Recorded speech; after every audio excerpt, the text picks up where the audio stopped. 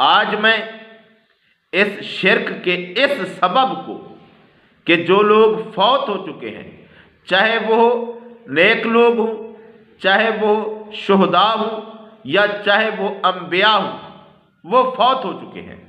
चलो खुदाई हो गई, उसके बाद खुद उनके साथ रवाना हो पड़ते, नहीं, यही कुछ है कि उनका जिस्म मुबारक ले जाया गया और फिर उनको दफन किया गया। यानी दुनियावी तौर पर उनकी ज़िंदगी ख़त्म हो चुकी थी, दुनियावी ज़िंदगी ख़त्म, और एक और ज़िंदगी है जो वो तो गुनहगारों की भी है जिनको फेंटी पड़ रही है। तो उनके अंदर रूह नहीं थी, वो जिंदा नहीं थे। ये अभी का वाक़या है। अऊज़ु बिल्लाहि मिनश शैतानिर रजीम। बिस्मिल्लाहिर रहमानिर रहीम। मुसलमानों के अंदर शिर्क का एक बहुत बड़ा ज़रिया कब्र परस्ती है, और जो लोग फौत हो चुके हैं, जिनके बारे में गुमान किया जाता है या हकीकत में वो लोग नेक लोग थे, बुज़ुर्ग थे या बड़े रुतबे वाले कोई भी थे,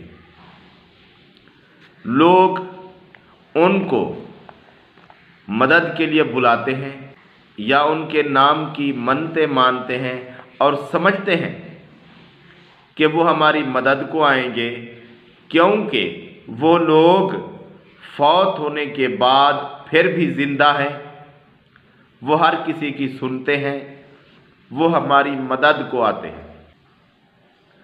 इस अकीदे की वजह से लोग शिर्क के अंदर मुब्तला हैं, और इस अकीदे को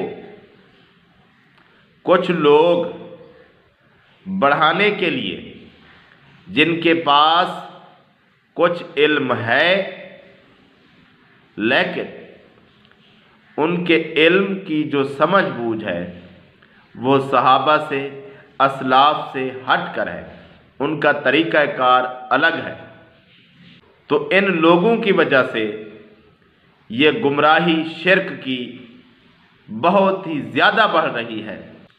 आज मैं इस शिर्क के इस सबब को कि जो लोग फौत हो चुके हैं, चाहे वो नेक लोग हों, चाहे वो शुहदा हों या चाहे वो अंबिया हों, वो फौत हो चुके हैं, इस मसले को मैं वजाहत से बयान करने की कोशिश करूंगा कि ये लोग फौत हो चुके हैं और अब इनका हमारे साथ कोई वास्ता नहीं है, ना ये हमारी मदद कर सकते हैं और ना ये हमारे काम आ सकते हैं अब किसी तरह से भी।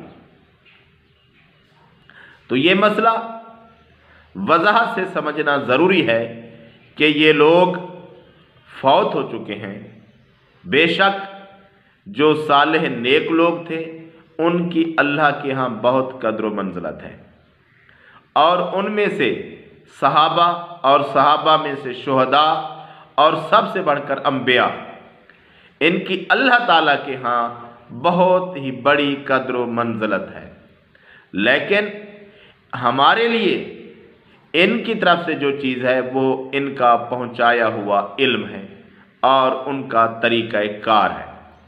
लेकिन अब बरह रास्त वफ़ात के बाद वो हमारी कोई मदद नहीं कर सकते, वो हमारे किसी काम नहीं आ सकते, सिर्फ वही काम जो इल्म हम तक छोड़ गए हैं, अगर हम उनके तरीक़ाकार पर चलेंगे तो हम सही राह पर रहेंगे।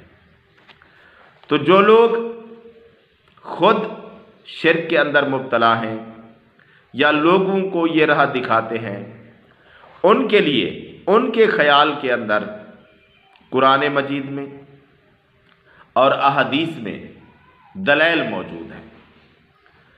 तो वो दलैल या तो मन घड़त मौजू ज़ईफ़ है या फिर उन्होंने उनका मतलब गलत निकाल लिया है। तो यहाँ पर मैं उनके मौजू मन घड़त ज़ईफ़ जो दलैल हैं उन पर बात नहीं करूँगा। मैं सिर्फ एक आध जो कुरानी आयत वो पेश करते हैं उसकी क्या हकीकत है और उससे आगे वजाहत के साथ कुरान और हदीस से ये साबित करूँगा कि ये लोग जो फौत हो चुके हैं, चाहे उनका मर्तबा जितना भी बड़ा था, लेकिन अब उन पर मौत वाक़ई हो चुकी है और अब वो हमारे किसी काम नहीं आते इस दुनिया के अंदर। जो लोग फौत हो चुके हैं, मर चुके हैं, जितनी भी बड़ी हस्तियाँ थीं, अब उनका और हमारा वास्ता ख़त्म हो गया, क्योंकि अल्लाह तबारक व तआला नबी सल्लल्लाहु अलैहि वसल्लम को मुखातिब करके फरमाता है, इन्नका ला तुस्मिउल मौता, ऐ नबी सल्लल्लाहु अलैहि वसल्लम आप मरे हुए को नहीं सुना सकते। सूरह नमल आयत नंबर 80। और दूसरी जगह सूरह रूम में फरमाता है फ़इन्नका ला तुस्मिउल मौता, सूरह रूम आयत नंबर 52, यही बात कि आप मुर्दों को नहीं सुना सकते। और आगे अल्लाह तबारक व तआला फरमाता है इन्नल्लाह युस्मिउ मन यशाउ वमा अंता बिमुस्मिइन मन फिल कुबूर, ऐ नबी सल्लल्लाहु अलैहि वसल्लम बेशक अल्लाह तबारक व तआला जिसे चाहे सुना दे, लेकिन आप उनको नहीं सुनवा सकते जो कब्रों के अंदर है। सूरह फातिर आयत नंबर 22। यानी नबी सल्लल्लाहु अलैहि वसल्लम भी कब्रों के अंदर जो लोग मरे पड़े हैं, फौत हो चुके हैं, उनको नहीं सुनवा सकते। हाँ, अल्लाह चाहे जिसको सुनवा दे, तो अल्लाह तो बेजान से भी बुलवा सकता है, उसे भी सुनवा सकता है। तो जिन जगहों पर सही अहादीस से साबित है कि इस जगह कोई मुर्दा सुनता है, वो तो ठीक है, लेकिन आम कायदा कानून ये है कि मुर्दा नहीं सुनता। और फिर बहस भी यही होती है कि मुर्दा सुनता है कि नहीं सुनता। तो बात तो ये है कि वो मुर्दा है, जो मर गया है वो मदद किसी की नहीं कर सकता। हाँ, जिस जगह पर अल्लाह ताला चाहता है, और वो वही जगह जो हदीस में साबित है। बाकी नई जगह हम अपनी तरफ से नहीं कह सकते कि फलां जगह सुनता है, फलां की बात सुनता है, ऐसे सुनता है, वैसे सुनता है, कुछ नहीं, क्योंकि हमारे पास और कोई इल्म नहीं है। हमारे पास वही इल्म है जो कुरान और हदीस में है।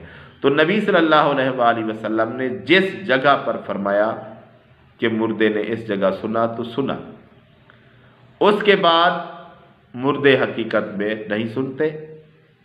जो मर गए हैं वो मर गए हैं, अब उनका सुनना हमारे साथ राब्ता सारा ख़त्म हो चुका।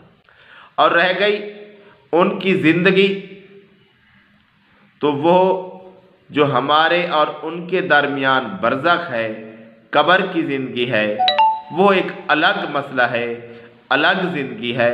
अज़ाब कब्र को भी मैं मानता हूँ, और जो लोग नेक हैं, अच्छे हैं, शुहदा हैं, अम्बिया हैं, उनको जो राहत और सुकून, जो जन्नत की लज्जतें मिलती हैं, उनको भी मैं मानता हूँ, क्योंकि वो कुरान और हदीस से साबित है। लेकिन हमारे लिहाज से उनके ऊपर मौत वाक़ई हो चुकी है।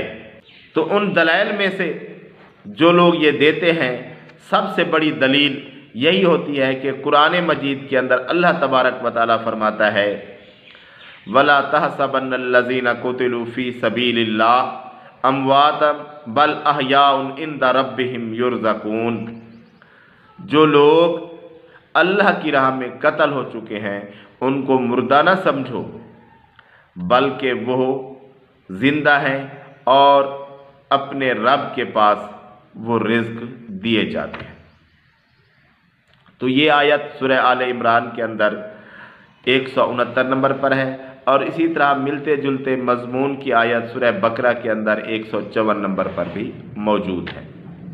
तो इसकी वजह से ये लोग कहते हैं कि शुहदा, क्योंकि कुरान मजीद कह रहा है कि शुहदा जिंदा हैं, और जब शुहदा जिंदा हैं तो अंबिया तो इनसे बढ़कर हैं, तो वो भी जिंदा हैं।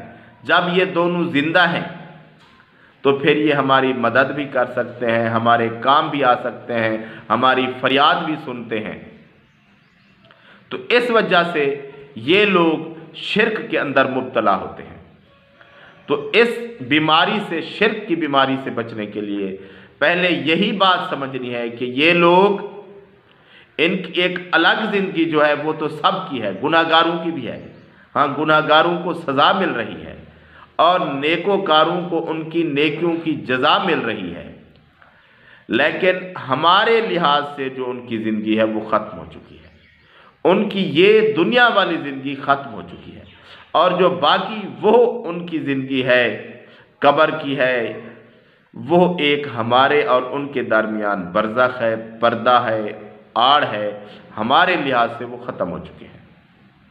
तो अब इस आयत का क्या मतलब है और बाकी शुहदा की जो ज़िंदगी बताई गई है, क्या वो इसी तरह है जिस तरह हमारी ज़िंदगी है? इस पर वजाहत से दलील के साथ बात करते हैं और साबित करते हैं कि नहीं, ये इस तरह की ज़िंदगी नहीं है जिस तरह की हमारी ज़िंदगी है। हमारे लिहाज से, इस दुनियावी ज़िंदगी के लिहाज से उन पर मौत वाक़ई हो चुकी है और वो फौत हो चुके हैं। पूरी वजाहत के साथ, दलील के साथ मैं ये साबित करूँगा कि दुनियावी ज़िंदगी उनकी ख़त्म हो चुकी है और उन पर मौत वाक़ई हो चुकी है।